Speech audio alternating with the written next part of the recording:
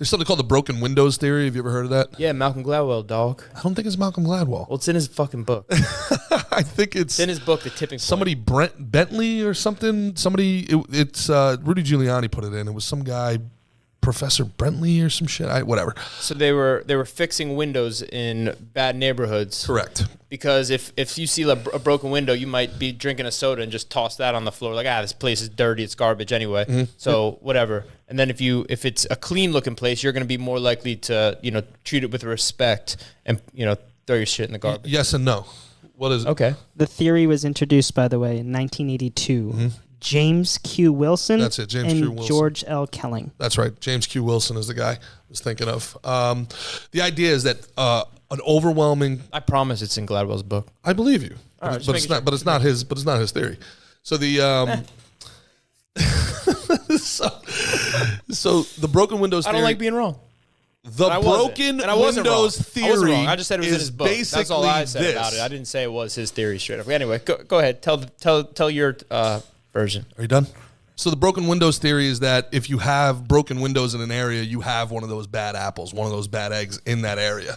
And then if you can eliminate that bad egg, you'll eliminate the entire propensity of crime. So you might see... So you're saying it's not about fixing the windows? Yeah, but the windows are indicative that bad egg is in the area. That's the concept. So like you might see 3 blocks of broken windows and be like, oh my God, this place is a war zone. But it might be one person breaking all those windows. Right. So you got to find who that one person is. And neutralize them. Recidivist is, I believe, the word that they use. Recidivist. That's the person. And if you neutralize the recidivist, then everything falls into its place. Want to hear something crazy I read in that Gladwell book? Mm-hmm. So when they made abortion legal, I think 18 years, like to the date, crime dropped significantly. Is that right? Yeah.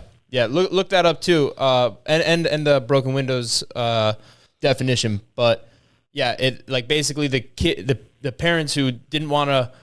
Didn't think they were able or didn't want to raise the kids, then didn't, got the abortions, didn't have to raise them. And those kids who could have been, not raised so well, weren't out there doing crime. In those harder economic environments where there's, yeah. Go ahead, Omri. Yeah, the estimate is that crime fell 20% between 1997 and 2004 because of legalized abortion. And that all in all, like up into the 90s, it dropped the crime rate by approximately 45%. 45%. That was across the U.S.? Yes, that's across the U.S. That's wild. Wild, right? That is wild, and it makes you wonder: is it better to? Well, I don't want to go. I don't know. It's a slippery slope, yeah, and stuff too, man. It's so the idea of like bad areas, it's really very few bad people, and then those bad people tend to be able to recruit. Right, so the one bad person can make 2 bad people. 2 bad people make 4.